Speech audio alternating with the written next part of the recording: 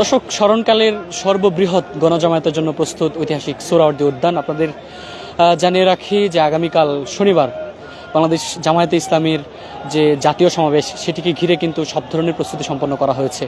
ঠিক এই মুহূর্তে আমরা অবস্থান করছি সোহরাওয়ার্দী উদ্যানে। আপনাদের যদি একটু বলি যে আসলে আগামীকালকে সমাবেশ বেলা 2টা থেকে তাদের যে আনুষ্ঠানিক ঘোষণা, 2টা থেকে অনুষ্ঠিত হবার কথা রয়েছে। তবে আজকে থেকেই যেমনটি দেখা গেছে, আজকে দুপুরের পর থেকেই দেশের বিভিন্ন জায়গা থেকে মুসল্লি যারা রয়েছেন তারা কিন্তু আসতে শুরু করেছেন এবং তারা কিন্তু আসলে এই সোহরাওয়ার্দী উদ্যানে এসে আজকে রাত্রি যাপন করবেন। এদের মধ্যে অনেকেই বিভিন্ন জায়গা থেকে, দেশের বিভিন্ন জায়গা থেকে তারা আসতে শুরু করেছেন। এছাড়াও আসলে যেমনটি জানা গেছে যে আজকে রাতেও আসলে রেল চলাচল, তাদের জন্য যে রেলের ব্যবস্থা সেটি ব্যবস্থা করা হয়েছে এবং সেই রেল যোগেও কিন্তু আসলে সাধারণ মানুষজন যারা রয়েছেন এবং নেতাকর্মী যারা রয়েছেন তারা কিন্তু এই সোহরাওয়ার্দী উদ্যানে আসবেন। দর্শক, আপনারা দেখছেন যে ঠিক আমার সামনে আসলে মঞ্চ, ঐতিহাসিক এই মঞ্চটি প্রস্তুত করা হয়েছে।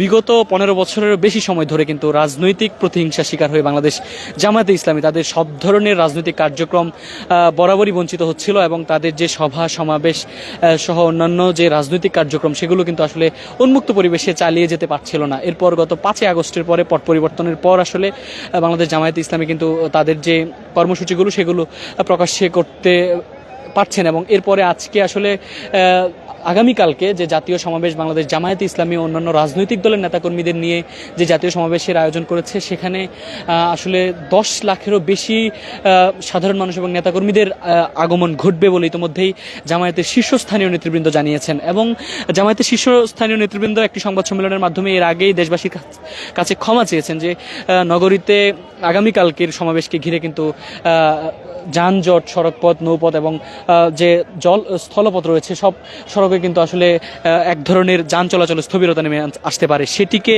সামনে রেখে আসলে তারা তারা যে সোহরাওয়ার্দী উদ্যানে তাদের যে জাতীয় সমাবেশ সেটি তারা পালন করবেন।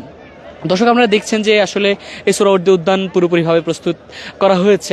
আগামীকাল সকাল থেকেই লোকে লোকারণ্য হবে এমনটি প্রত্যাশা জামায়াত ইসলামীর নেতাকর্মীদের এবং তারা যেমনটি বলছেন যে আসলে আগামীকালকের এই সমাবেশে স্মরণকালের সবচেয়ে বৃহৎ সমাবেশ এটি হতে যাচ্ছে। জামায়াত ইসলামীর যে এ যাবৎকালে যে সমাবেশ হয়েছে তার মধ্যে সবচেয়ে বড় সমাবেশ এটি হবে। আপনাদের যদি একটু দেখায়, এপাশে যে আগত মুসল্লি যারা রয়েছেন এবং আগত নেতাকর্মী যারা রয়েছেন তারা কিন্তু মাগরিবের নামাজ আদায় করছেন সেই মাঠের মাঝখানে এবং মাঠের মাঝখানেই কিন্তু তারা মাগরিবের নামাজ আদায় করছেন। দুপুরের পর থেকেই বিভিন্ন যানবাহন যোগে তারা কিন্তু এই সোহরাওয়ার্দী উদ্যানে আসছিলেন এবং এই সোহরাওয়ার্দী উদ্যানে আসার পরে তারা আজকে এখানে বৃহৎ একটি অংশ কিন্তু আজকে এখানে তারা রাত্রি যাপন করবেন। এরপর আগামীকালকে যে কর্মসূচি সেটি বাস্তবায়নের জন্য তারা কাজ করে যাবেন। দর্শক, আপনাদের যদি সার্বিক প্রস্তুতি নিয়ে একটু বলি যে জামায়াতে ইসলামীর আগামীকালকের যে জাতীয় সমাবেশ সেটিকে ঘিরে এখন পর্যন্ত যেমনটি জানা গেছে যে পুরো নগরী